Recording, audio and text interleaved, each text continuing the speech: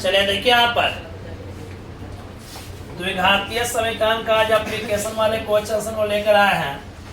पहला क्वेश्चन करा दो क्रमागत प्राकृत वर्ग संख्याओं का योगफल 61 है तो संख्या ज्ञात करो। देखिए क्रमागत का मतलब होता है लगातार।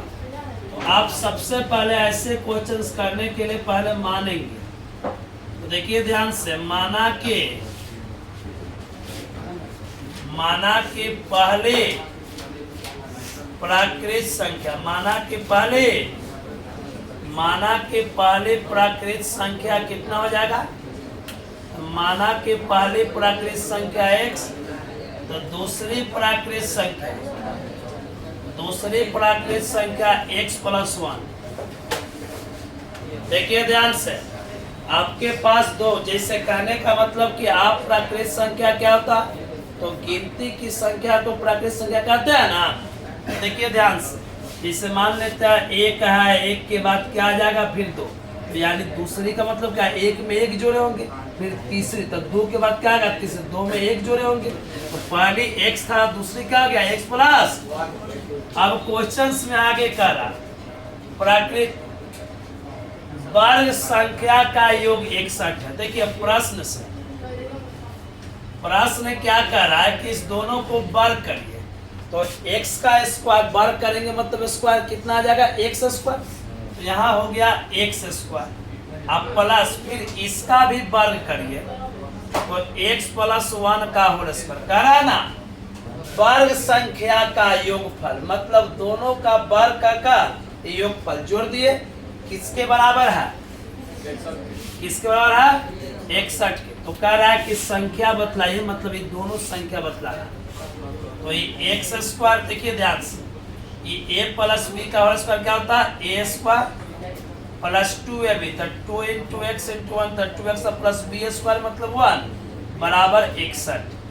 देखिए ध्यान से, एक्स स्क्वायर कितना हो जाएगा, 2x स्क्वायर प्लस 2x, ये प्लस में उधर जाकर किसमें हो जाएगा, माइनस। तो 61 माइनस 1 तो कितना हो जाएगा, देखिए ध्यान से, 2x स्क्वायर, इसमें से क्या कॉमन ले सकते हैं, 2 कॉमन ले लो, तो x square plus x equal to 61 में से गया कितना आ गया, 60। इसको काट दो, 30 दूना 60। तो अब देखिए ध्यान से, यहाँ पर क्या आ गया, x स्क्वायर प्लस x, इसलिए x स्क्वायर प्लस x, और ये प्लस में 30 इधर आएगा तो माइनस हो जाएगा इक्वल टू 0। अब यहाँ कोई भी विधि लगा सकते हैं, द्विघातीय सूत्र प्रकरण विधि, फैक्टर विधि या पूर्ण वर्ग विधि, ठीक है। तो देखिए आइए हम गुणनखंड विधि प्रयोग कर देते हैं। देखो यहाँ x स्क्वायर से 30 में करेंगे तो 30x स्क्वायर हो जाएगा, तो x को 6 और 5 में तोड़ेंगे, 6 में से माइनस 5 को घटाएंगे तो एक तो आ ही जाएगा, आ जाएगा ना। तो क्या हो जाएगा, x स्क्वायर अब प्लस, देखिए ध्यान से, 6x अब माइनस 5x अब माइनस 30 बराबर 0। कैसे, तो देखिए ध्यान से, 6x में से 5 जाएगा तो कितना आ जाएगा, प्लस x, और 6 5 30 आ जा रहा, मतलब इसका फैक्टर क्या होगा, 6 और 30, मतलब 6 और 5, कोई दिक्कत नहीं है। अब इसमें देखिए, दो को एक साथ लिख दीजिए, तो x स्क्वायर प्लस 6x को एक साथ है, अब माइनस को जब बाहर कमन तो 5x है, क्या हो जाएगा, जब बाहर माइनस लगता है तो अंदर का चिन्ह चेंज, माइनस है तो क्या हो जाएगा 30 इक्वल टू 0। अब देखिए यहाँ पर, तो इसमें से x कॉमन ले लें तो क्या बचेगा, x प्लस 6, यहाँ से माइनस 5 कॉमन ले लें तो क्या हो जाएगा, x प्लस 5 6 बराबर 0। कोठा के अंदर दोनों बराबर है, एक बार कोठा के अंदर वाला लिख देंगे, एक बार कोठा के बाहर वाला। देखिए केस नंबर 1 में क्या हो जाएगा, x प्लस 6 बराबर 0, तो इसलिए x का मान हो जाएगा माइनस 6। फिर देखिए ध्यान से, केस नंबर 2 में ध्यान से देखिएगा, x माइनस 5 बराबर 0, तो x का क्या हो जाएगा 5।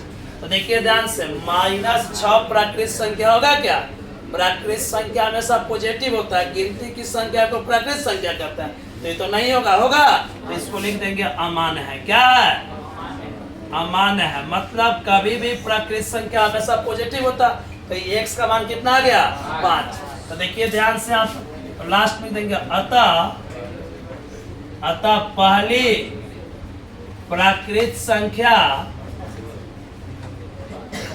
बराबर कितना, तो x का मान कितना है, x का मान कितना हो जाएगा, तो पहली x माने हैं तो x के जगह 5 और दूसरी लगातार तो x प्लस 1, दूसरी प्राकृत संख्या क्या हो जाएगा, तो x प्लस 1, तो 5 प्लस 1 कितना हो जाएगा, देखो x प्लस 1 यानी 5 प्लस 1 कितना हो जाएगा 6। तो एक ही है और एक आया, समझ में आया कि नहीं, आ गया। देखिए सेकंड क्वेश्चन, अगला क्वेश्चन कह रहा दो प्राकृत संख्याओं का अंतर कितना है तथा जिनमें वर्गों का योगफल कितना है, तो संख्या ज्ञात है। तो मेरे पास दो प्राकृत संख्या, तब आप यहाँ देखिए, आप इस तरह से मान लीजिए, देखिए सल माना के पहली प्राकृत संख्या पहली प्राकृत संख्या बराबर कितना x, कोई दिक्कत है, पहली प्राकृत संख्या कितना हो गया x। तो दूसरी प्राकृत, तो देखिए ध्यान से प्रश्न में क्या करा कि दो प्राकृत संख्या का अंतर कितना है 13। तो दो प्राकृत संख्या का अंतर 13 है, यानी प्रश्न से, यहाँ देखिए प्रश्न से क्या हो जाएगा, तो प्रश्न से क्या हो जाएगा, पहली प्राकृत संख्या पहली प्राकृत संख्या माइनस दूसरी प्राकृत संख्या बराबर कितना हो जाएगा, तो दोनों का अंतर कितना है, इस फैक्टर में 13 है, बोलो कोई डाउट है। तो अब देखो ध्यान से, पहली प्राकृत संख्या का माने हैं, तो x बराबर क्या हो जाएगा, तो x माइनस, देखो ध्यान से, x माइनस दूसरी प्राकृत संख्या देखिए ध्यान से, दूसरी प्राकृत संख्या कितना जाएगा 13। तो माइनस में दूसरी प्राकृत संख्या, इसको उधर चल जाए, थोड़ा सा स्केच नहीं चला, स्केच है क्या, स्केच दिख रहा है, वहां स्केच दीजिएगा, तो दीजिएगा स्केच। यहाँ देखिए, तो क्या है यहाँ पर, देखिए ध्यान से, यहाँ से दूसरी प्राकृत संख्या क्या हो जाएगा, तो दूसरी प्राकृत संख्या बराबर, कि देखो माइनस में था उधर गया, किसमें हो गया आई प्लस में, इधर आएगा तो क्या हो जाएगा x माइनस 13 आगे समझ में।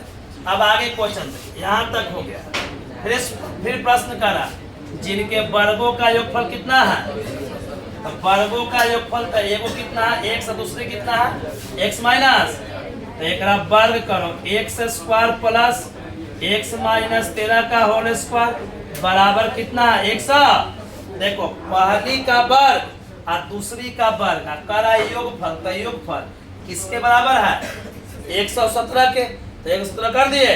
तब देखो ध्यान से, a स्क्वायर अब प्लस a माइनस बी का होल स्क्वायर, तो क्या होगा x का स्क्वायर अब माइनस 2ab, तो 13 दूना 26x और 13 का स्क्वायर 169, अब प्लस में इधर आएगा तो 117 बराबर। अब x स्क्वायर कितना हो जाएगा 2x स्क्वायर माइनस 26x और 169 में से कितना 9 में से 7 गया 2, 6 में से गया 5, 52 आ जाएगा इक्वल टू 0। देखो इसमें से 2 कॉमन ले लेते हैं, तो x स्क्वायर माइनस 13x और प्लस 26 दूना 52 हो जाएगा, यानी क्या आ गया इक्वल टू 0। इसलिए x स्क्वायर माइनस 13x और प्लस 26 बराबर 0, क्योंकि गुना में है 2, इधर आएगा तो भाग में, तो 0/2 कितना हो जाएगा 0। कोई डाउट नहीं है यहाँ तक। अब देखिए यहाँ से x का वैल्यू निकालेंगे, किसका वैल्यू निकालेंगे x का, तो अब यहाँ से x का वैल्यू निकाल लीजिए। यहाँ आपके पास बहुत सारा तरीका आपके ऊपर डिपेंड करता है कि आप कैसे बनाएंगे। तो यहाँ देखिए द्विघातीय सूत्र का प्रयोग कर देते हैं। यहाँ a का मान कितना हो गया, a का मान 1 बी का मान कितना हो गया -13 और सी का मान कितना हो गया 26।